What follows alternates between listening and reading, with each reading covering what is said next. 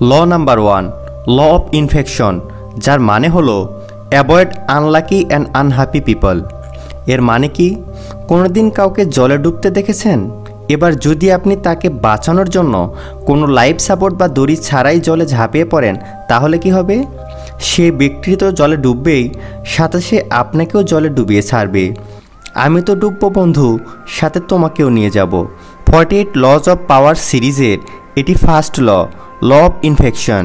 আর এই ঘটনাটি ঘটে আপনার সাথে যখন আপনি আনলাকি এবং আনহ্যাপি লোকেদের সাথে থাকেন। জানেন, এদের সাথে থাকলে আপনার তো মনে হবে যে আমি তার সাহায্য করতে যাচ্ছি, আমি এর লাইফ বেস্ট বানাতে যাচ্ছি, আমি একে একটি বেটার জায়গায় নিয়ে যেতে চাই, আমি একে ভালো ভালো জিনিস শেখাতে চাই।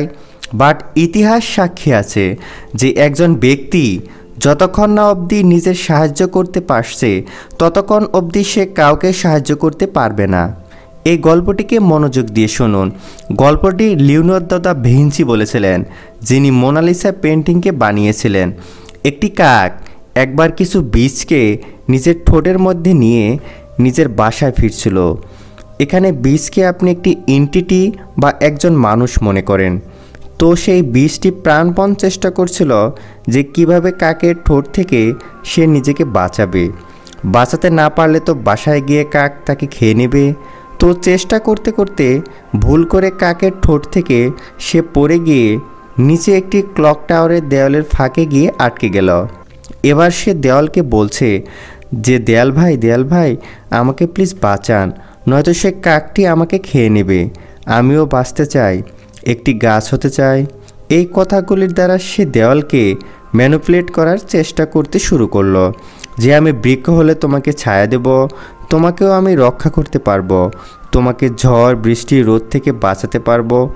এই কথাগুলিকে শুনে দেওয়ালের সেই বীজের প্রতি দয়া হয়ে গেল, কারণ সে দেওয়ালের বেশ সুনাম করছিল। ঘড়িটি কত সুন্দর, তুমি কত লম্বা।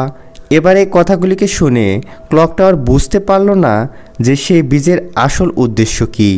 সময় পার হলো, আর এক সময় সেই বীজ বৃক্ষে রূপান্তরিত হয়ে ধীরে ধীরে এত বড় হলো যে এক সময় পর সে দেওয়ালকেই ভেঙে দিল। দেওয়াল যে হেল্প করতে গিয়েছিল, এখন তারই হেল্পের প্রয়োজন।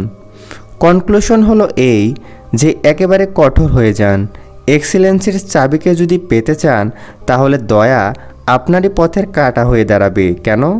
কারণ লোকেরা আপনাকে সবসময় ম্যানিপুলেট করার চেষ্টা করে। লোকেরা ভিকটিম কার্ড ফেলে আপনার সামনে, কারণ তাদের সামনে আপনি হলেন সেই ব্যক্তি যে কিনা সহজেই বোকা হয়ে যায়। 48 লজ অফ পাওয়ার সিরিজের ফার্স্ট পার্টলি আপনার কেমন লাগলো? আর আপনি কি এর সেকেন্ড লকে নিয়ে ভিডিও চান? কমেন্ট বক্সে আমাকে অবশ্যই জানাবেন। নেক্সট লটি জানতে নেক্সট ভিডিওটি দেখুন। 48 laws of power by Robert গ্রেনের সবগুলো ভিডিও আমাদের প্লেলিস্টে আছে, আপনারা ইচ্ছা করলে ভিডিওগুলো দেখতে পারেন। আপনাদের সুবিধার্থে ভিডিওগুলো আই বাটন এবং ডেসক্রিপশনেও দেওয়া হলো।